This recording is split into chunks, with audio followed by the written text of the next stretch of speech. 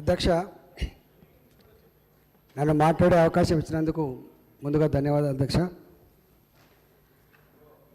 Budget కంటే ముందు అధ్యక్ష ఒక 2 సమస్యలు ఉన్నాయి అధ్యక్ష. ఇవాళ పొద్దున్నే మేము ఇంటికాంచి వెళ్ళి టిఫిన్ చేయకుండా టిఫిన్ పట్టుకొని వచ్చాము అధ్యక్ష. ఎక్కడ కోసం తినాలని చెప్పి అనుకుంటుంటే బట్టిగారు తీసుకుపోయి మా రూలు తిందా అని తీసుకుపోయి కూర్చోబెట్టింది అధ్యక్ష.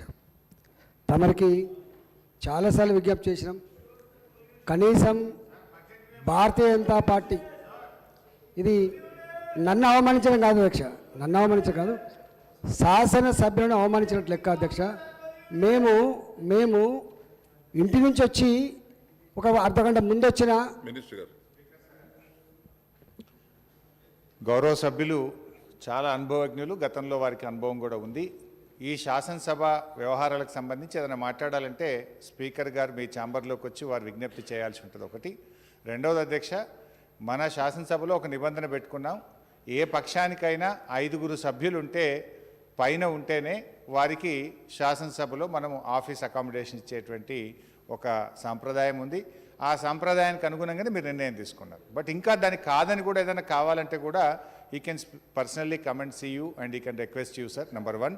Number 2, అధ్యక్ష, బడ్జెట్ మీద చర్చ జరుగుతున్నప్పుడు వారు బడ్జెట్కు పరిమితికి లోబడి, ఎందుకంటే వారికి ఉండే మళ్ళీ సమయం తక్కువ ఇచ్చిండ్రు, సమయం ఇవ్వలేదు అని వారికి ఇచ్చిన సమయాన్ని సద్వినియోగం చేసుకుంటూ బడ్జెట్ మీద వారి యొక్క విలువైన సూచనలు సలహాలు ఇవ్వాలని మీ ద్వారా గౌరవ సభ్యుడిని కోరుతున్నాను.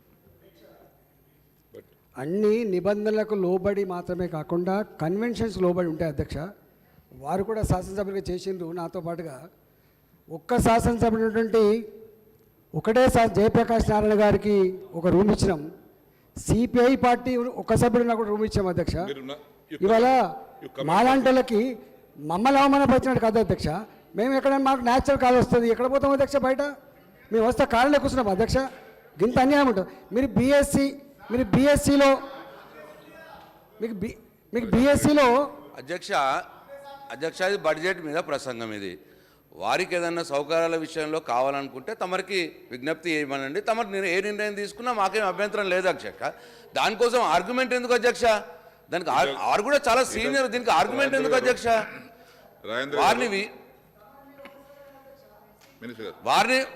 వారిని తమరికి రిప్రజెంట్ చేసుకోమనండి. ఎట్లా ఈ రూల్స్ ఎట్లా ఉన్నాయి, సాంప్రదాయాలు ఎట్లున్నాయి తమరు పరిశీలించి నిర్ణయం తీసుకోండి అధ్యక్ష. అంతే తప్ప దానికోసం మీరు ఆర్గ్యుమెంట్ చేయడం మంచి పద్ధతి కాదు అధ్యక్ష. గౌరవ సభ్యులు చాలా సీనియర్ ఆయన, వారి సౌకర్యాల కోసం ఆర్గ్యుమెంట్ చేయడం ఏంటి అధ్యక్ష? నాకు అర్థం కాదు. ఇవాళ బడ్జెట్ మీద ఆర్గ్యుమెంట్ చేయండి, బడ్జెట్ మీద ప్రసంగించండి, ప్రజల కోసం మంచి సలహాలు సూచనలు ఇవ్వండి, ప్రభుత్వానికి సూచనలు ఇవ్వండి. ఆ సమయాన్ని దీనికి వినియోగించండి. మీ సౌకర్యాల కోసం మీరు ఈ సభా సమయాన్ని ఇట్లా వినియోగించుకోవడం మంచిది కాదు అధ్యక్ష. నేచురల్ కాల్ వస్తుందంటే మేము పోదాం అధ్యక్ష, అందరం ఇక్కడే ఉన్నది. నేచురల్ కాల్కి తమరు ఈ అసెంబ్లీలో నేచురల్ కాల్కి సౌకర్యం లేదా అధ్యక్ష? ఏమన్యాయం అధ్యక్ష? దానికోసం బడ్జెట్ ప్రసంగం మీద వారు సమయం వృధా చేయడం మంచిది కాదు అధ్యక్ష. Let him go on proceedings. ఈ బడ్జెట్ దాని మీద మాట్లాడండి, సలహాలు సూచనలు ఇవ్వండి. మేము ప్రభుత్వం సిద్ధంగా ఉన్నాం మీకు రిప్లై చేయడానికి. అధ్యక్ష, తమరికి ఒక హాఫ్ డజన్ సార్లు కలిసాం అధ్యక్ష. Half dozen. ఏం చెప్పినాం? బీఎస్సీలో గతంలో ఉన్న ప్రాక్టీస్కి ఇది అమలు చేయమని చెప్పినాం. మీరు కాదన్నారు. ఒక రూమ్ ఇవ్వమని చెప్పినాం. రూమ్ కూడా శాసనసభ్యులుగా మేము ఒక ముగ్గురం ఏదైనా సమస్య వస్తే కూర్చొని మాట్లాడుకోవడానికి ఒక రూమ్ ఇయ్యారా అధ్యక్ష? ఇది శాసనసభ్యులు కాదా? ఇది మన వ్యవహారం కాదా అధ్యక్ష? రాజేందర్ గారు, ఇప్పటికే 2 మంత్రులు రిక్వెస్ట్ చేశారు. If you want to meet any request please come and meet me. నన్ను వచ్చి మీరు ఛాంబర్లో కలవండి, మాట్లాడుకుందాం. కానీ వారు అన్నట్టుగా మీకు ఇచ్చే సమయాన్ని సద్వినియోగపరచుకోండి. మీరు సీనియర్ శాసనసభ్యులు, మంత్రిగా చేశారు, అన్ని విధాల అనుభవం ఉంది మీకు. ఎందుకంటే ఇక్కడ కూడా సభ్యుల సంఖ్యను బట్టే సమయం ఇవ్వడం జరుగుతుంది. దయచేసి 105 మందికి అంతే సమయం, 2కి అంతే సమయం ఇవ్వడానికి రాదు ఇక్కడ. అది కూడా తమరు తెలుసు. ఇక్కడ ఉన్నప్పుడు తమరు కూడా పాటించిన వాళ్ళే. 105 మందికి అంతే సమయం, 2కి అంతే సమయం విలువబడది. మీరున్న 2 సభ్యులకు సమయం ఎంత ఇవ్వాలనో కుదింపు ఇవ్వాల్సి వస్తుంది. ఆ కుదింపు సమయంలోనే తమరు మాట్లాడే విషయాలు మాట్లాడండి. ఇద్దరు కానీ ఇవ్వలేం కదా. 20 సంవత్సరాల తర్వాత మనం నేర్చుకుంటాం అధ్యక్ష, తప్పకుండా సభా సాంప్రదాయాలు, సభల పద్ధతులు నేర్చుకుంటాం అధ్యక్ష, దాన్ని తప్పడతలేదు. కానీ ఒక్కటి నేర్చుకోవాలి కదా శ్రీనివాస్ అధ్యక్ష, గింతమంది ఇప్పుడు గౌరవ సభ్యులు ఈటల రాజేందర్ గారు సీనియర్ సభ్యులు అధ్యక్ష. సభా సాంప్రదాయం అనేది సభాపతి చేతిలో ఉండేటువంటి అంశం అధ్యక్ష. దీన్ని ఏంటంటే బయటికి పోవాలి అనేటువంటి ఉద్దేశంతోనే ఆయన ఆన్ రికార్డ్ మాట్లాడేటువంటి ప్రయత్నం చేస్తుండు. 20 సంవత్సరాల తర్వాత నేర్చుకునేది ఏముండదు అధ్యక్ష. దీనికి సభ రూల్స్ అనేటివి ఈ రోజులో కాదు, ఈ అసెంబ్లీ ఏర్పడ్డప్పటి నుంచి ఉన్నటువంటి సభా రూల్స్. అది సభాపతి గారి ఆధ్వర్యంలో ఉండేటువంటి రూల్స్. ఏదో గవర్నమెంట్ చెప్పి ఒకళ్ళని మాట్లాడినియాలి, ఒకళ్ళని కూర్చోబెట్టాలి, ఒకళ్ళకు రూమ్ ఇవ్వాలి అనేది మాది కాదు అధ్యక్ష. అది దయచేసి అది వారి పరిగణనలోకి తీసుకోవాలి. ఇప్పుడు ఏదన్నా అంశాలు ఉంటే దయచేసి మీ దగ్గరకు వచ్చి మాట్లాడితే బాగుంటుంది, కానీ ఇట్లా వారికి ఇచ్చిన అవకాశాన్ని ఈ రూపంలో ఏమన్నా అంటే మా నోరు నొక్కేస్తుండ్రు, మమ్మల్ని మాట్లాడినిస్తలేరు అనేటువంటి భావన మళ్ళీ చెప్పేటువంటి ప్రయత్నం చేయడానికే వారు మాట్లాడుతుర్రు. దయచేసి ఏదున్నా మీ దగ్గరకు వచ్చి మాట్లాడమనండి అధ్యక్ష. లేకపోతే మీ దగ్గరకు వస్తే రానియలేదనేటువంటి అంశం ఏమన్నా ఉంటే ఆయన చెప్తే అర్థం ఉంది. కాబట్టి దయచేసి మీరు సీనియర్ శాసనసభ్యులు, మీకు అనుభవాలు ఉన్నాయి. సభ నియమాలు ఏ విధంగా ఉంటాయి అనేది సభాపతి గారి ఆధ్వర్యంలో ఉంటాయి. కాబట్టి దయచేసి మీరు అది పాటించాలి. కానీ మీకు ఇచ్చి బడ్జెట్ మీద మాట్లాడే అవకాశం ఇస్తే మీరు ఈ అంశాలు మాట్లాడితే ఇక మేము మాట్లాడాలంటే మేము ఇంకా వేరే అంశాలు కూడా మాట్లాడడానికి అవకాశం ఉంటుంది. కాబట్టి దయచేసి వారు మీ దగ్గరకు వచ్చి మాట్లాడి ఆ సమస్య ఏది ఉందో దాన్ని పరిష్కారం చేసుకునే విధంగా మీరు మాట్లాడాలి. దానికి రూల్స్ ఏమున్నాయో మీరు చెప్తారు. కాబట్టి దయచేసి అది మీరు ఒక వైపున చెప్తుంటే వారు అంటే దీని ఉద్దేశం ఏంది, ఇవన్నీ బయటికి పోవాలి. పదే పదే అదే అంశాలు మాట్లాడితే వాళ్ళకి ఇచ్చిన సమయాన్ని దయచేసి మనకు తెలియదు కాదు అధ్యక్ష. ఇంత గత ప్రభుత్వాలు కూడా అనేక సందర్భాల్లో ఉంటే ఇక్కడ సంఖ్యాపరంగా అవకాశాలు వస్తాయి మాట్లాడడానికి కావచ్చు, లేకపోతే ఇక్కడ అవసరాలు కావచ్చు, అన్నీ కూడా మనకున్న సంఖ్య ప్రకారం వస్తాయనేది ఆ రూల్స్ మనం ఫ్రేమ్ చేసినవి కూడా కాదు అధ్యక్ష, మీకు తెలిసిందే. కాబట్టి ఏదున్నా సభాపతి గారి దృష్టికి వారి ఆఫీస్కు పోయి మాట్లాడుకుంటే మంచిగా ఉంటుంది. దయచేసి మళ్ళీ ఆ వర్డ్ మాట్లాడితే మళ్ళీ ఇంకొకటి మాట్లాడితే మళ్ళీ అది కంటిన్యూ అయిందనుకో మళ్ళీ మేమందరం కూడా మాట్లాడవలసిన పరిస్థితి వస్తుంది అధ్యక్ష. రాజేంద్ర గారు, please stick on to subject. Once again requesting you, అధ్యక్ష, please stick on to subject.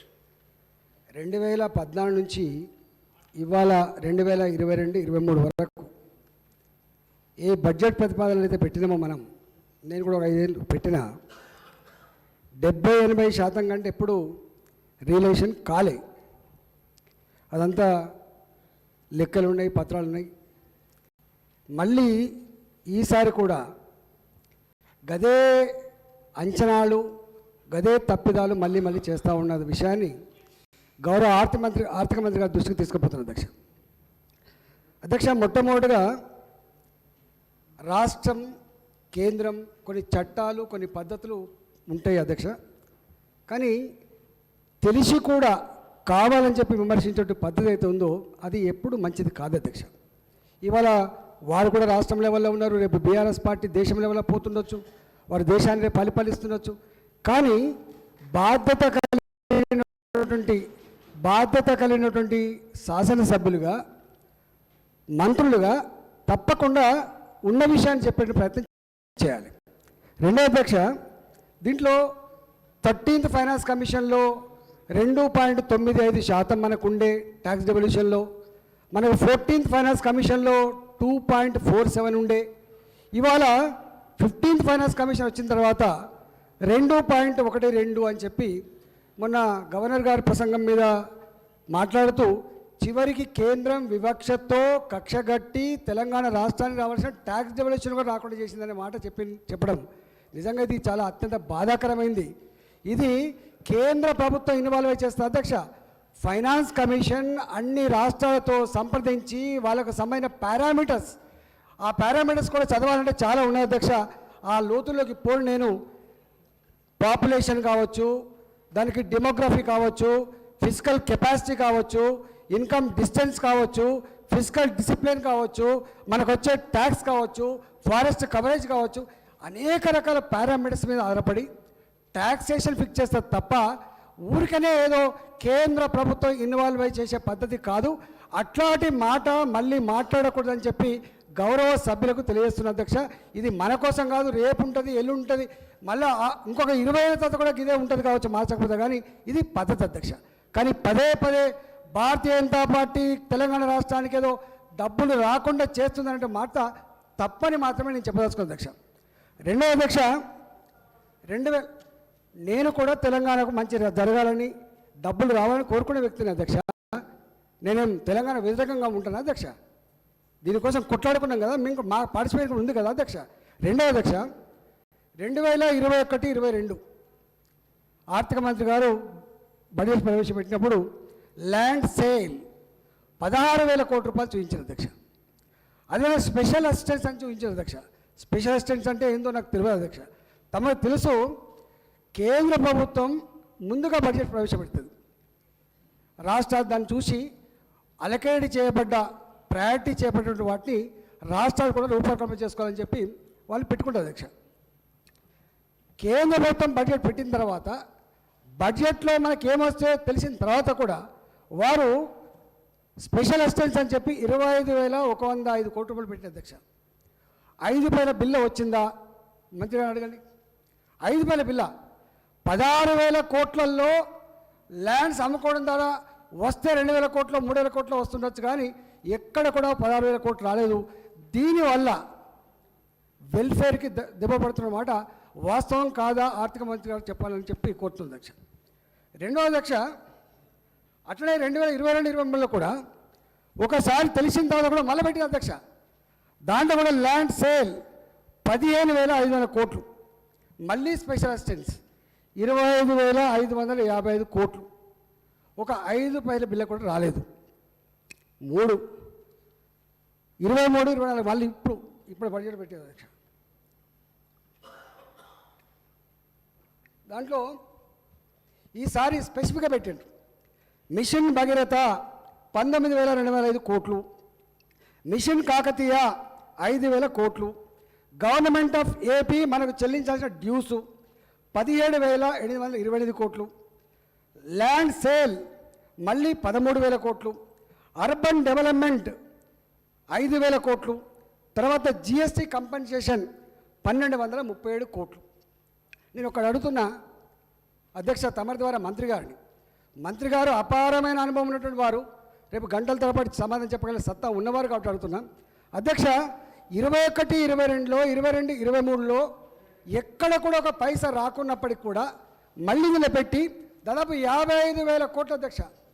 55,000 కోట్ల రూపాయలలో ఒక్క సింగిల్ పైసా కూడా రాదు.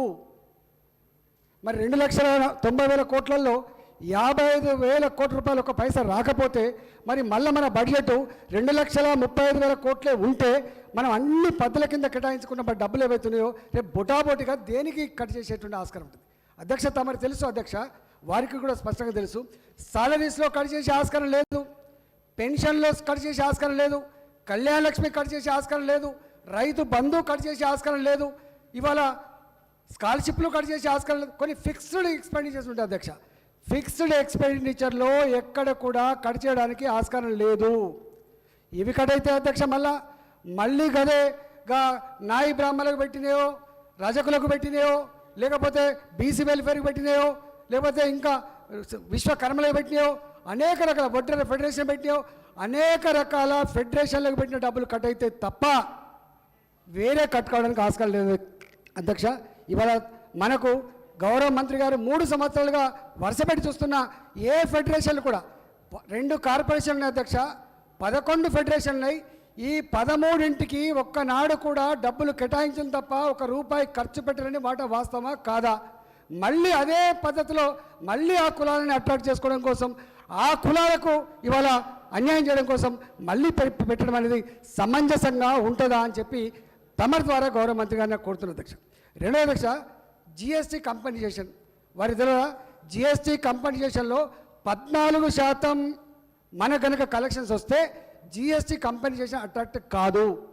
మన రాష్ట్రం 14% అబౌవ్ ట్యాక్సేషన్ వచ్చిన రాష్ట్రం అని చెప్పిన తర్వాత మళ్ళీ దాన్ని బట్టి కూడా ఇలా మీరు కేంద్రం మీద అంటే మీరు ఏం చెప్పదలుచుకున్నారు?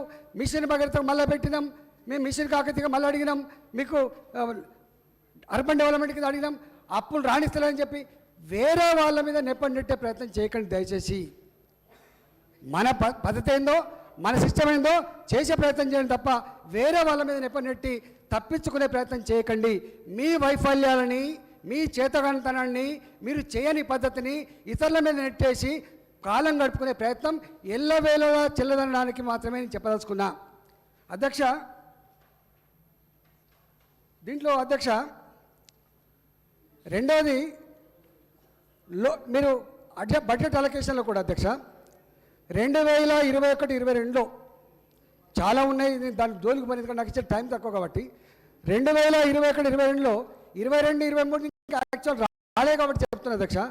2,21,687 కోట్లు మనం అలొకేట్ చేసుకుంటే ఖర్చైన డబ్బు 1,75,000 కోట్లు అధ్యక్ష. దాదాపు 45,000-50,000 కోట్ల రూపాయలు 2021-22లో రాని మాట వాస్తవం. మీకు తెలుసు దానివల్ల ఏం జరుగుతుందో కూడా మీకు తెలుసు. రెండవ అధ్యక్ష, అప్పుల విషయంలో కూడా వాళ్ళు ఏం చెప్తున్నారు, 100 లక్షల కోట్ల రూపాయలు కేంద్రం అప్పు చేసింది, కేంద్రానికి ఎఫ్ఆర్బిఎం చట్టం లేదా, రాష్ట్రానికి మాత్రమే ఈ చట్టం ఉంటుందా అని చెప్పేట మాట మాట్లాడింది అధ్యక్ష. నేను అడుగుతున్నా అధ్యక్ష ఈ రాష్ట్రం వచ్చే నాడు మనకున్న అప్పు 77,333 కోట్ల అధ్యక్ష. ఎఫ్ఆర్బిఎం రుణాలు మాత్రమే చెప్తుంది అధ్యక్ష, 77,333 కోట్ల అధ్యక్ష. దాంట్లో ఇవాళ 2021-22 అధ్యక్ష, 22-23 లేదు ఇంకా, 2021-22 నాటికే మన ఎఫ్ఆర్బిఎం రుణాలు 3,25,709 రూపాయలు అధ్యక్ష. 3,25,709 కోట్ల రూపాయలు అధ్యక్ష. ఇంకొకటి అధ్యక్ష, ఈ ఎఫ్ఆర్బిఎంలో దేశానికి అన్ని రాష్ట్రాలకు ఒకటే చట్టం ఉంది అధ్యక్ష. ఒక కరోనా వచ్చినప్పుడు మాత్రమే ఆర్థికంగా కుంగిపోవద్దని, సంక్షేమం ఆగిపోవద్దని, రాష్ట్రాలు ఇబ్బంది పడకూడదని 5%, 4%, 4.5% అలవ్ చేసింది తప్ప ఎక్కడ కూడా ఏ రాష్ట్రానికి కూడా ఒక్కొక్క బీజేపీ అధికారం ఉన్న రాష్ట్రానికి ఒక రకంగా, వాళ్ళకి వ్యతిరేకంగా ఉన్న రాష్ట్రం ఒక రకంగా ఇచ్చేటువంటి ఆస్కారం లేదు. దీంట్లో ఇప్పటికే నాకు తెలిసి తెలంగాణ వచ్చే నాడు మన జిఎస్డిపిలో మన అప్పు కేవలం 15% మాత్రమే అధ్యక్ష. నాకు తెలిసి వాళ్ళ ఈ గ్యారంటీ రుణాలు కూడా 1,05,000 కోట్ల రూపాయలు కలుపుకుంటే కనుక గ్యారంటీ రుణాలలో మీకు తెలుసు అధ్యక్ష, మిషన్ భగీరథ ₹1 మనం వసూలు చేసేది లేదు. ఇవాళ ఇరిగేషన్ ప్రాజెక్టులు ₹1 వసూలు చేసేది లేదు అధ్యక్ష. ఇవాళ ఎక్కడ గ్యారంటీలు ఇచ్చినప్పటికి కూడా ఎక్సెప్ట్ సివిల్ సప్లైస్ అన్నిటికి కూడా ప్రభుత్వమే మళ్ళీ పే చేయాల్సిన ఉంటుంది. మరి ఈ 5 లక్షల కోట్ల పైచలకు అప్పు చేసిన తర్వాత మనం జిఎస్డిపిలో అధ్యక్ష ఏ రాష్ట్రం కూడా జిఎస్డిపిలో 25% కంటే లోన్లు ఎక్కువ తీసుకునే ఆస్కారం లేదు. కానీ తెలంగాణ వచ్చేనాడు 15% ఉన్నటువంటి ఈ రుణం ఇలా 38% పెరిగింది అధ్యక్ష. ఇంక్లూడింగ్ గ్యారంటీ రుణాలతో కలుపుతుంటే 38% ఇవాళ జిఎస్డిపిలో అప్పు చేసామంటే ఇలా అప్పులు చేయనిస్తలేరు, మనకు కట్టేలు చేస్తూ ఉన్నారు, మనకు ఆపుతూ ఉన్నారు, అభివృద్ధిని అడ్డుకుంటున్నారు. ఇది ఎక్కడ కూడా లేదు అధ్యక్ష. నాకు తెలిసిన కేంద్ర ప్రభుత్వంతో ఒక 2 ఏళ్ళ నుంచి మనకు సఖ్యత లేకపోవచ్చు, అంతకంటే ముందు ఇదే కేంద్ర ప్రభుత్వంతో అనేక రకాల మన సఖ్యత ఉంది. ఇదే మనం డిమానిటైజేషన్ మనం సపోర్ట్ చేసినాం, ఇదే ఇక్కడ ఉన్న కాంగ్రెస్ పార్టీ విమర్శ చేసినప్పుడు అట్లా విమర్శ చేద్దని చెప్పినాం, అనేక రకాల మనం సపోర్ట్ చేసి ఉన్నాం. కాబట్టి మనకేదో కేంద్రం అడ్డుపుల్ల వేస్తుంది అనేటువంటి కాన్సెప్ట్ అయితే ఉందో తప్పని మాత్రమే తమ ద్వారా చెప్పదలుచుకున్న అధ్యక్ష.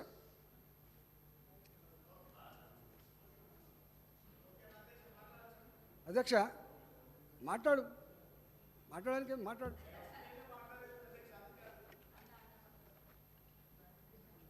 అధ్యక్ష.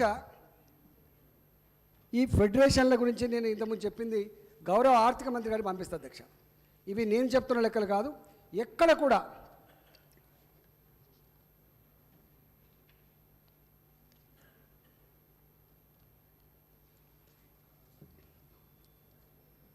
మొన్న బడ్జెట్లో మళ్ళా 2023-24లో ఒడ్డెర 300 కోట్లు,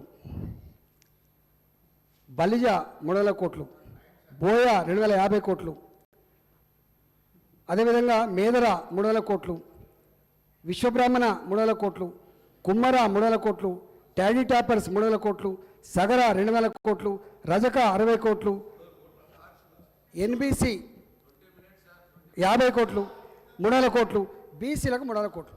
అధ్యక్ష నేను ఎందుకంటున్నా అంటే 2021-22లో కూడా ఇట్లే పెట్టిండు సేమ్ అమౌంట్, 2022-23లో కూడా పెట్టిండు, కానీ ఒక్క సింగిల్ పైసా కూడా రిలీజ్ చేయలేదు.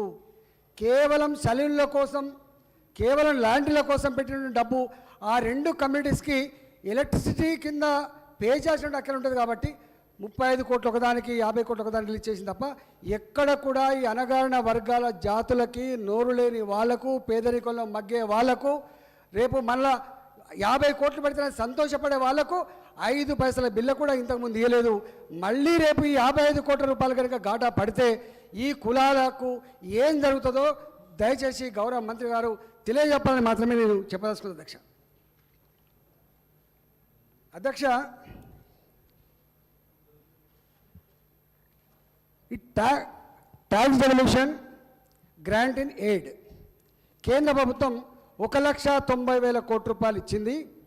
మేము కట్టింది 4,25,000 కోట్లు. పదే చెప్పింది అధ్యక్ష. మీకు తెలిసి దేశంలో ఒక రాష్ట్రంలో ఇన్కమ్ ఎక్కువ ఉండొచ్చు, ఒక రాష్ట్రంలో తక్కువ ఉండొచ్చు. 2.5% ఉన్న జనాభా 4.5% జీడిపి కాంట్రిబ్యూట్ చేస్తున్న గౌరవం ఉండొచ్చు. కానీ ఒకటి మాత్రం అధ్యక్ష కేవలం వారు grant in aid tax devolution కలిపి మాత్రమే చెప్పింది అధ్యక్ష 1,90,000 కోట్ల రూపాయలు. కానీ ఫుడ్ సబ్సిడీ ఉంటుంది అధ్యక్ష. ఫుడ్ సబ్సిడీలో అదేవిధంగా మనకు ఎంఎస్పి ఆపరేషన్లో కేంద్ర ప్రభుత్వం మన వాటా కింద మనం 3% జనాభా అనుకుంటే మన వాటా కింద ఖర్చు పెట్టిన డబ్బు 95,000 కోట్ల రూపాయలు ఈ 9 సంవత్సరాల కాలంలో. 41,000 కోట్ల రూపాయలు కేవలం బియ్యం మీద ఖర్చు పెట్టిండ్రు. ఎంఎస్పి ఆపరేషన్ మీకు తెలుసు, కందులు కొన్నా కొంత వాళ్ళు నష్టాన్ని భరిస్తారు. పత్తి కొనే కార్యక్రమం ఉంటుంది, వడ్లు కొనే కార్యక్రమం ఉంటుంది, వాటిలో నష్టం వచ్చే కార్యక్రమం ఉంటుంది. వాటిల్లో 95,000 కోట్ల రూపాయలు ఖర్చు పెట్టింది అధ్యక్ష. రెండవ అధ్యక్ష, నేను మొన్న లెక్కలు తీసిన అధ్యక్ష, నేషనల్ హైవేస్లో వారు చెప్పిండ్రు మొత్తం టోల్ ట్యాక్స్ వసూలు చేస్తారని చెప్తున్నారు అధ్యక్ష. అన్నీ కూడా టోల్ ట్యాక్స్ వసూలు చేసేటువంటి రోడ్లు ఉన్నాయి అధ్యక్ష. కొన్ని టోల్ ట్యాక్స్ లేని రోడ్లు కూడా ఉంటాయి అధ్యక్ష. ఇవాళ 1,00,000 కోట్ల పైచిలకు నేషనల్ హైవేస్ కోసం కేటాయించి 31,000 కోట్ల రూపాయలు రిలీజ్ చేసి 20,000 కోట్ల రూపాయలు ఇప్పటికే రిలీజ్ చేసిన అధ్యక్ష తప్పని చెప్పండి అధ్యక్ష. రెండవది, ఇవాళ ఇక్కడ మనకు రామంతపూర్ ఉన్నది, ఉప్పల్ ఉన్నది, హైదరాబాద్లో కట్టేటువంటి ఫ్లైఓవర్లు కానీ అండర్ పాస్లు కానీ ఇలా కేంద్రం ఇస్తుంది అధ్యక్ష. ఇవాళ అధ్యక్ష ఇవాళ రైతులకు ఇచ్చేటువంటి 6,000 రూపాయలు ఉన్నది అధ్యక్ష. 7,500 కోట్ల రూపాయలు ఇప్పటికి ఇచ్చిండ్రు. మన లెక్క చెప్పాము అవి. ఇవాళ అంతేకాదు అధ్యక్ష, మనకు కేంద్ర ప్రభుత్వ సంస్థలు ఉంటాయి అధ్యక్ష. ఫెర్టిలైజర్ సబ్సిడీ ఉంటుంది అధ్యక్ష. ఫెర్టిలైజర్ సబ్సిడీ కింద ఇవాళ 25,000 కోట్లు వచ్చింది అధ్యక్ష. ఉద్యోగులు మన దగ్గర కేంద్ర ప్రభుత్వ సంస్థలు కూడా ఉంటాయి అధ్యక్ష. మన సర్వీస్ చేయాలి అధ్యక్ష. దాదాపుగా అవన్నీ లెక్కేస్తే అధ్యక్ష, కేంద్ర ప్రభుత్వ సర్వీసులు కావచ్చు, ఫెర్టిలైజర్ సబ్సిడీ కావచ్చు, అదేవిధంగా పిఎం కిసాన్ యోజన కావచ్చు, అదేవిధంగా రామగుండ ఎరువుల ఫ్యాక్టరీ కావచ్చు. సార్, గౌరవ సభ్యులు ఈటల రాజేందర్ గారు వారు చెప్తున్న ఈ లెక్కలన్నీ కూడా కేంద్ర ఆర్థిక శాఖ మంత్రి కేంద్ర ప్రభుత్వ బడ్జెట్లో చెప్పాల్సిన లెక్కలు సార్ అవి. ఈ దేశంలో అన్ని రాష్ట్రాలకు కేంద్ర ప్రభుత్వం నుంచి ఏవైతే పొందుతున్నారో వాటి లెక్కలు చెప్తున్నారు సార్. అదనంగా మన రాష్ట్రానికి వచ్చింది ఏం లేదు సార్. అది రావాల్సినవి రావట్లేదు ఒక మాట. అది మా ఆర్థిక మంత్రి గారు చెప్తారు. ఇప్పుడు వారు చెప్తున్నాయన్నీ కూడా కేంద్ర ఆర్థిక మంత్రి పార్లమెంట్లో కేంద్ర బడ్జెట్ ప్రవేశపెడుతున్నప్పుడు చెప్పాల్సిన మాటలు వారు ఇక్కడ చెప్పి సమయం వృధా చేస్తున్నారు సార్. ఇది సార్ ఆయన కన్ఫైన్ కావాలి సార్. ఇది ఎన్నిసార్లు సార్? ఇది 25-30 మినిట్స్ అయిపోయింది సార్ ఇప్పటికీ. దయచేసి అధ్యక్ష, నేను చెప్తుందల్లా నేను మొట్టమొదటిగా తెలంగాణ బిడ్డను, తర్వాత భారత మాత బిడ్డను, తర్వాతనే తప్ప నేను ఎందుకు చెప్తున్నా అంటే మీరు గట్లా మాట్లాడకూడదని చెప్పడానికి చెప్తున్నాను అధ్యక్ష. ఇది మంచి పద్ధతి. ఇలా మీరు చెప్తున్నారు 4,25,000 కోట్ల రూపాయలు మేము ట్యాక్స్ రూపంలో కడితే మాకు ఇచ్చింది 1,90,000 కాదు 5,00,000 కోట్లు వచ్చినాయి అధ్యక్ష వివిధ రంగాల్లో. ఈ జోలికి మీరు వద్దంటే ఊకుంటా, కానీ మీ విజ్ఞత అది, నేనేం చేయలేను అధ్యక్ష. దళిత బంధు ముఖ్యమంత్రి గారు మా జమ్మికుంటలో వచ్చి బ్రహ్మాండంగా ఓపెన్ చేసిండు. దళిత కుటుంబానికి 15 లక్షల రూపాయలు చొప్పున ఇచ్చే పథకం. సరే, దాంట్లో మా అభ్యంతరాలు కొన్ని ఉన్నాయి. దాంట్లో ముఖ్యమంత్రి గారి ప్రసంగాన్ని ఇప్పుడు వినండి. ఐఏఎస్ ఆఫీసర్ కూడా ఇస్తాం, అవసరం వస్తే ఐపీఎస్ ఆఫీసర్ కూడా ఇస్తామనేటువంటి మాట చెప్పింది. నేను దాని జోలికి పోను. కానీ గవర్నమెంట్ ఆల్వేస్ 1/4 తప్ప రిచ్ కోసం ఉండదు అధ్యక్ష. గవర్నమెంట్కి అది ఉంటుంది. అందుకనే తెల్ల రేషన్ కార్డు మనకు పింక్ కార్డు ఎందుకు ఉంటుంది అంటే గిందికే ఉంటుంది అధ్యక్ష. నేను అడుగుతా ఉన్నా, పోయిన సంవత్సరం ఆర్థిక మంత్రి గారు 2021-22లో ఈ ప్రోగ్రాం లాంచ్ అయ్యి ఒక్క హుజరాబాద్లో ఇస్తే బదనామవుతాం కాబట్టి అని చెప్పి అక్కడక్కడ మా గాదర్ కిషోర్ గారి నియోజకవర్గంలో, బట్టి విక్రమార్క గారి నియోజకవర్గంలో కొన్ని మళ్ళీ అడాప్ట్ చేసుకుని ఇచ్చారు. మొత్తం కలిస్తే మనం ఖర్చు పెట్టిన డబ్బు 4,441 కోట్ల రూపాయలు 2021-22. నేను అడుగుతా ఉన్నా అధ్యక్ష, ముఖ్యమంత్రి గారి మాటల్లో చెప్పాలంటే తెలంగాణ రాష్ట్రంలో ఈ దళిత బంధు సంపూర్ణంగా అమలు కావాలంటే 2 లక్షల కోట్ల రూపాయలు కావాలని చెప్పి వారు చెప్పారు అధ్యక్ష. అందుకనే 17,700 కోట్ల రూపాయలు 2022-23లో పెట్టారు. ఇప్పుడు 23-24లో 23-24 మళ్ళీ పెట్టిన డబ్బు ఏంటంటే మళ్ళీ 17,000 కోట్లు. 2022-23లో పెట్టినటువంటి 17,700 కోట్లలో మీరు విధి విధాన ఖరారు చేసిందా, దీంట్లో ఏమైనా ఖర్చు పెట్టిందా, గౌరవ ఆర్థిక మంత్రి గారు చెప్పాలి. మరి అప్పుడు పోయిన సంవత్సరం ఇంత ప్రతిష్టాత్మకంగా ముఖ్యమంత్రి గారి సీరియస్గా తీసుకున్న స్కీమ్కే మీరు 5,000 బిల్ల ఖర్చు పెట్టకపోతే రేపు 23-24లో కూడా మీరు ఖర్చు పెడుతున్న నమ్మకం ఏముంది అని చెప్పి అడుగుతున్నాను అధ్యక్ష. పాపం దళితులు ప్లీజ్ కంక్లూడ్ చేయండి రాజేంద్ర గారు. ఇట్స్ ఆల్రెడీ 25 మినిట్స్ అయిపోయింది అధ్యక్ష. మీరు కంక్లూడ్ చేయండి ప్లీజ్. అధ్యక్ష టైం డిస్టెన్స్. అధ్యక్ష, ఈ దళిత బంధు సుమన్ గారు. అధ్యక్ష, మా ముఖ్యమంత్రి గారు ఐఏఎస్లకు ఐపీఎస్లకు ఇస్తామని చెప్పి ఎక్కడ చెప్పలేరు అధ్యక్ష. దళిత బంధు ఒకటి. ముఖ్యమంత్రి గారు అనని మాటలు కూడా ఈ అసెంబ్లీ వేదికగా మాట్లాడుతూ సభను తప్పుదోవ పట్టించేటటువంటి ఆ వ్యాఖ్యల్ని సభా రికార్డుల నుంచి తొలగించాలని చెప్పి నేను తమరిని కోరుతా ఉన్నా. ఇటువంటి అబద్ధాలు చెప్పొద్దని తమరి ద్వారా సభ్యులు కూడా కోరుతా ఉన్నా అధ్యక్ష. ఒకటి. రెండవది, భారతదేశంలోనే భారతదేశంలో కాదు అధ్యక్ష, నేను ఒక దళిత బిడ్డగా చెప్తా ఉన్నా, ప్రపంచంలోని ఇది ఒక మొట్టమొదటి కార్యక్రమం అధ్యక్ష. అణగారిన వర్గాల కోసం ఒక కుటుంబానికి 10 లక్షల రూపాయలు దళిత బిడ్డలకు ఇవ్వడం అనేది ప్రపంచంలోనే మొట్టమొదటి కార్యక్రమం. నేను ఇవాళ తమరి ద్వారా సదరు సభ్యుని డిమాండ్ చేస్తూ ఉన్నా. వారు లెక్కలు చెప్తా ఉన్నారు, 17,000 కోట్లు పెట్టిరు, ఇన్ని వేల కోట్లు పెట్టిరు, ఇది చేసిరు. మా ముఖ్యమంత్రి గారు చాలా స్పష్టంగా చెప్పారు, దళిత బంధు బీఆర్ఎస్ ప్రభుత్వం ఉన్న రోజులు ఇది కంటిన్యూగా మేము నిరవధికంగా నడిపిస్తాం ఈ కార్యక్రమాన్ని అని చెప్పారు. ప్రతి బడ్జెట్లో కొంత అమౌంట్ పెట్టుకొని మంచి బిగినింగ్ మేము స్టార్ట్ చేసుకొని కంప్లీట్ చేస్తాము అని చెప్పినారు. హుజరాబాద్ నియోజకవర్గం సాచురేషన్ మోడ్లో ఇచ్చిరు అధ్యక్ష. అదే కాకుండా చింతకాని మండలం కానీ, మా గాదర్ కిషోర్ గారి నియోజకవర్గంలో తిరుమలగిరి మండలం కానీ, అదేవిధంగా మా షిండే గారి నియోజకవర్గంలో నిజాం సాగర్ మండలం కానీ, అదేవిధంగా చారకొండ మండలం మా గోల్ బాలరాజు గారి నియోజకవర్గంలో కానీ, ప్రతిపక్ష సభ్యులైనటువంటి బట్టి విక్రమార్క గారి నియోజకవర్గంలో చింతకాని మండలం, ఈ 4 మండలాలు కూడా సాచురేషన్ మోడ్లో ఇచ్చిరు అధ్యక్ష. నేను తమరి ద్వారా ఒకటే కోరుతా ఉన్నా, ఇంత మంచి కార్యక్రమం రాష్ట్ర ప్రభుత్వంగా మేము తీసుకున్నాం. మీకు దమ్ముంటే కేంద్ర ప్రభుత్వం నుంచి దళిత బంధు పథకానికి నిధులు ఇప్పియండి రాష్ట్రానికి. దేశవ్యాప్తంగా దళిత బంధు లాంటి కార్యక్రమం అమలు చేయించండి. భారతీయ జనతా పార్టీ పరిపాలిస్తున్నటువంటి రాష్ట్రాల్లో దళితులను పిట్టల్ని కాల్చినట్టు కాల్చి చంపుతున్నారు. పెళ్లిళ్ళు చేసుకుని ఊరేగింపులు తీసుకుంటున్న పెళ్లి కొడుకులను కాల్చి చంపుతున్నారు. చెట్ల గట్టేసి ఉత్తరప్రదేశ్ లాంటి రాష్ట్రంలో చెట్ల గట్టేసి కొట్టి చంపుతున్నారు. కర్ణాటకలో కూడా దళితుల మీద ఎట్లా దాడులు జరుగుతూ ఉన్నాయో చూస్తూ ఉన్నాం. వాళ్ళు పరిపాలిస్తున్న రాష్ట్రాల్లో దళితుల మీద దాడులు జరుగుతుంటే తెలంగాణ రాష్ట్రంలో మా గౌరవ ముఖ్యమంత్రి కేసీఆర్ గారి నాయకత్వంలో దళితులకు ఇంటింటికి ప్రతి దళిత కుటుంబానికి 10 లక్షల రూపాయలు ఇస్తూ ఉన్నాం. ఈ పథకాన్ని హర్షించాల్సింది పోయి కోడిగుడ్డులో బొక్కలు వెతికేటటువంటి ప్రయత్నాలు చేయొద్దని తమ ద్వారా సదరు సభ్యుని కోరుతా ఉన్నా అధ్యక్ష. Thank you. రాజేందర్ గారు అధ్యక్ష, మీరు కంక్లూడ్ చేయండి రాజేందర్ గారు, ఎందుకంటే టైం కూడా నేను ఏం చెప్తున్నా అధ్యక్ష, ఇప్పుడు వాళ్ళు మాట్లాడిన తర్వాత మళ్ళీ మాట్లాడుతున్నాను అధ్యక్ష. నేను వాళ్ళని అభ్యంతరం పెడుతున్నాను కదా అధ్యక్ష. మీకు ఇచ్చిన టైం నేను ఒకటే అడుగుతున్నా, 2 లక్షల కోట్ల రూపాయలు దళిత బంధు అమలు కావడానికి ఇప్పటి వరకు మొత్తం ఖర్చు పెట్టిన డబ్బు 4,441 కోట్లు. ఎన్ని సంవత్సరాలలో ఇది దళిత బంధు అమలు చేస్తే నెంబర్ 1. నెంబర్ 2, మీరు అన్నారు హుజరాబాద్లో సంపూర్ణంగా అమలు చేసినని. ఇప్పటికీ ఇంకా 3,000 కుటుంబాలకు దళిత బంధు అక్కడ రాలేదు. నెంబర్ 2. నెంబర్ 3, ఇప్పటి వరకు ఆ 15 లక్షల రూపాయలు చొప్పున దాంట్లో ఫస్ట్ ఇన్స్టాల్మెంట్ ఇచ్చిండ్రు కొంతమందికి, సెకండ్ ఇన్స్టాల్మెంట్ ఇంకా రాలేదు. అవి ఎప్పుడు లోపిస్తారు, ఎట్లా పెడతారు అనేది చెప్పమని చెప్పబడుతుంది అధ్యక్ష. అధ్యక్ష, 70 లక్షల మంది మహిళలు అధ్యక్ష. Please conclude, time is very. అధ్యక్ష, నేను ఏం మాట్లాడుతున్నా అధ్యక్ష, నేను ఇప్పుడే మొదలుపెట్టినా. ఇప్పుడు నా టైం అంతా వాళ్ళే గురించి మాట్లాడదా కూర్చుంటా అధ్యక్ష, మాట్లాడదా కూర్చుంటా. నేను కొట్లాడ పెట్టుకొని రాలేదు అధ్యక్ష, నేను విషయాన్ని చెప్పడానికి వచ్చిన అధ్యక్ష. అధ్యక్ష, మహిళా సంఘాలు 70 లక్షల మంది మహిళలు ఉండేటువంటి మహిళా సంఘాలకు 2018 ముందు వాళ్ళకి ఇచ్చినటువంటి వడ్డీ లేని రుణాలు పే చేసినాము. ఇప్పటి వరకు 4.5 సంవత్సరాలుగా మహిళలకు ఇవ్వాల్సిన వడ్డీ లేని రుణాలు ఒక్క పైసా కూడా రాలేదు. మరి ఈ బడ్జెట్లోనే మంత్రి గారు పెట్టి వాళ్ళ క్లియర్ చేసే ఆస్కారం ఉందని చెప్పి అడుగుతుంది అధ్యక్ష.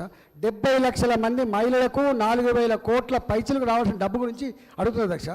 అధ్యక్ష, ఇక్కడ విఓఏలు ఉంటారు అధ్యక్ష, వాళ్ళకి 3,950 రూపాయలు ఏమో ఇస్తున్నారు. పక్కకున్న ఏపీకి 10,000 రూపాయలు ఇస్తున్నారు. వాళ్ళకి మాట ఇచ్చినాం పెంచుతామని చెప్పి ఇంతవరకు పెంచలేదు. ఆ విఓఏలకు పక్క రాష్ట్రంగా ఏపీలో ఇచ్చినట్టు 10,000 రూపాయలైనా ఇస్తారా లేదా, బడ్జెట్ పెడతారా అని చెప్పి అడుగుతుంది అధ్యక్ష. అంతేకాదు అధ్యక్ష, ఐకేపీ ఉద్యోగులు మా గౌరవ ఆర్థిక మంత్రి గారు బాగా సంబంధాలు ఉంటాయి అధ్యక్ష. ఆ డిపార్ట్మెంట్ అంతా వారే చూస్తారు కాబట్టి చెప్తున్నారు. ఇన్ని సంవత్సరాల కాలంలో ఐకేపీ ఉద్యోగులను పర్మనెంట్ చేస్తామని, వాళ్ళకి స్కేల్స్ ఇస్తామని చెప్పి అనేక సంవత్సరాల క్రితం హామీ ఇచ్చిండ్రు. ఇంతవరకు దాని ఊసు లేదు. ఈసారైనా వాళ్ళకు ఆ వరం అమలయ్యేటువంటి ఆస్కారం ఉందని చెప్పి అడుగుతుంది అధ్యక్ష.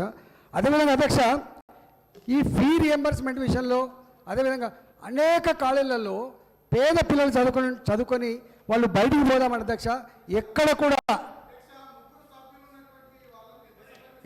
కూడా అది రాకపోవడం వల్ల సర్టిఫికేట్ రాక వాళ్ళు ఫర్దర్ స్టడీస్కి పోలేకపోతున్నారు. ఏదైనా బయటికి అబ్రాడ్ పోవాలంటే కూడా కష్టమైతే ఉంది. కాబట్టి కనీసం వాళ్ళ కాలేజీలకు ఇన్స్ట్రక్షన్స్ ఇస్తారా, ఆ పేమెంట్ చేస్తారా, ఆ ఫీ రియంబర్స్మెంట్ చేయమని చెప్పి కోరుతున్నారు అధ్యక్ష. అదేవిధంగా అధ్యక్ష, రిటైర్మెంట్ ఉద్యోగులకు ఇచ్చేటువంటి జీపీఎఫ్ కూడా ఇవ్వలేకపోతున్నాం అధ్యక్ష. పెళ్ళిళ్ళు చేసుకునేటువంటి నేను ఫైనాన్స్ సెక్రటరీ గారికి ఒక మెసేజ్ పెట్టిన, అయ్యా వాళ్ళ ఇంట్లో పెళ్ళి ఉన్నది, మనకి జీపీఎఫ్ అయినా పే చేస్తారా అని చెప్పి మెసేజ్ పెట్టిన. ఎందుకంటే ఫోన్లు ఎత్తారు కాబట్టి. నేను ఏమంటున్నా అధ్యక్ష, రిటైర్డ్ ఉద్యోగులకు ఇచ్చే జీపీఎఫ్ కూడా ఇవ్వట్లేదు. అదేవిధంగా ఆరోగ్యశ్రీ డబ్బులు రాక, ఇలా ప్రైవేట్ హాస్పిటల్లో ఆరోగ్యశ్రీ డబ్బులు రాక ఈహెచ్ఎస్కు పేమెంట్స్ లేకపోవడం వల్ల వాళ్ళకు సర్వీస్ అందట్లేదు. కనీసం గవాళ్ళ కానీ పేదలు కాదు అధ్యక్ష, పేదవాళ్ళకి ఇంతమంది బట్టి విక్రమార్ గారు చెప్పినారు 9 లక్షల రూపాయలు క్యాన్సర్ కోసం ఇలా పెట్టుకొని చివరికి మనిషి శవమాసని చెప్పిండో అది అక్షర సత్యం అధ్యక్ష. నేను అడుగుతున్నది పేద ప్రవాళ్ళ గురించి అధ్యక్ష. నాకేముంటుంది అధ్యక్ష, రెసిడెన్షియల్ స్కూళ్ళల్లో అధ్యక్ష కేర్ టేకర్లు ఉంటారు అధ్యక్ష. అదేవిధంగా వాళ్ళకు సాయంత్రం పూట ట్యూటర్లు ఉంటారు అధ్యక్ష. ట్యూటర్లు లేరు. రాజేందర్ గారు మీకు సఫిషియెంట్ టైం ఇచ్చాము.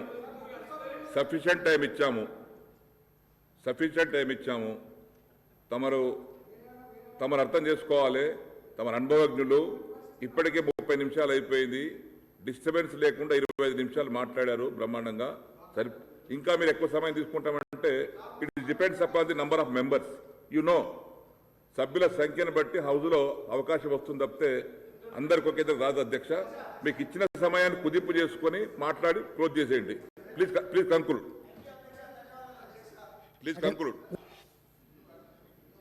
అధ్యక్ష, మధ్యాహ్న భోజనం వండే వాళ్లకు 3,000 రూపాయలు పెంచుతా అని చెప్పినారు అధ్యక్ష. నేను అడుగుతున్నా, మధ్యాహ్న భోజనం వండే వాళ్ళకు వాళ్ళ సరుకులు రావాల్సిన డబ్బు అయితే ఉందో చిన్న వాళ్ళు ఏ నెల కానీలో ఇవ్వమని చెప్పండి అధ్యక్ష. ఏ నెల కానీలో ఇవ్వమని చెప్పండి. వాళ్ళ జీతభత్యాలు కూడా ఏ నెల కానీలో ఇవ్వమని చెప్పండి అధ్యక్ష. 3,000 ఇస్తారా, 5,000 ఇస్తారా అధ్యక్ష. అట్లనే పంట రుణాలది అధ్యక్ష. రైతాంగానికి మనం 2018 ఎన్నికల సందర్భంగా 1,00,000 రూపాయలు రుణమాఫీ చేస్తా అని చెప్పినాం. 4.5 years అయిపోయింది, ఇప్పటిదాకా రాలేదు. ఆ రైతులు అంతా కూడా ఏవైతే దాడులుగా ముద్రపడి బ్యాంకులకు వాళ్ళకు ఫర్దర్ రుణాలు రాకుండా ఇబ్బంది పడుతూ ఉన్నారు. కాబట్టి 25,000 లోపు ఇచ్చినట్టుంది అధ్యక్ష. మిగతా వాళ్ళకు కూడా మిగతా 30 లక్షల రైతాంగానికి ఆ రుణమాఫీ తక్షణమే అమలు చేస్తారో లేదా, బడ్జెట్లో ఎట్లా పెడతారో చెప్పమని చెప్పి కోరుతున్నారు అధ్యక్ష. VRAలు అధ్యక్ష, తమరు తెలుసు వాళ్ళు కావలకారులు వాళ్ళు. రాజేందర్ గారు ఐఎమ్ రిక్వెస్టింగ్ గోహాని, ప్లీజ్ దయచేసి అర్థం చేసుకోండి. మీకు అనుభవం ఉన్న వ్యక్తులు నన్ను ఎక్కువసార్లు ఇన్నిసార్లు రిక్వెస్ట్ చేశాను. Please conclude. అధ్యక్ష, పార్ట్ టైం ఉద్యోగులు ఉంటారు అధ్యక్ష. 1,623 రూపాయలకే పనిచేస్తారు అధ్యక్ష. కంటింజెంట్ వర్కర్స్ అంటారు అధ్యక్ష. కొన్ని డిపార్ట్మెంట్లోనే 4,000 రూపాయలు పెంచినాం అధ్యక్ష.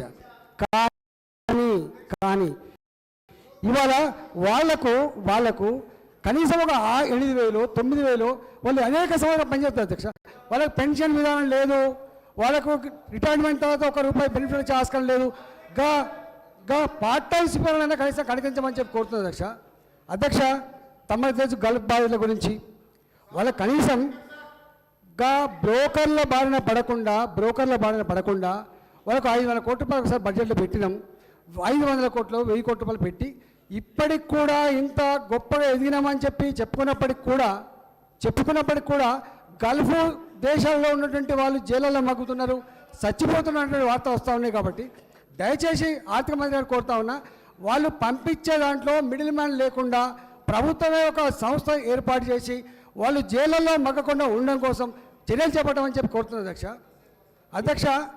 గవర్నమెంట్ గూలబాలరాజు గారు. ధన్యవాదాలు అధ్యక్ష. బడ్జెట్ పైన మాట్లాడే అవకాశం ఇచ్చినందుకు మీకు, గౌరవ ఆర్థిక మంత్రి గారికి, అదేవిధంగా రాష్ట్ర ముఖ్యమంత్రి గారికి ప్రత్యేకమైన ధన్యవాదాలు తెలియజేస్తూ అధ్యక్ష, వాస్తవంగా చాలా చివరిలో మాట్లాడాలనుకున్న అధ్యక్ష, కొన్ని ప్రిపేర్డ్గా వచ్చిన నేను చివరిగా చేసే కామెంట్స్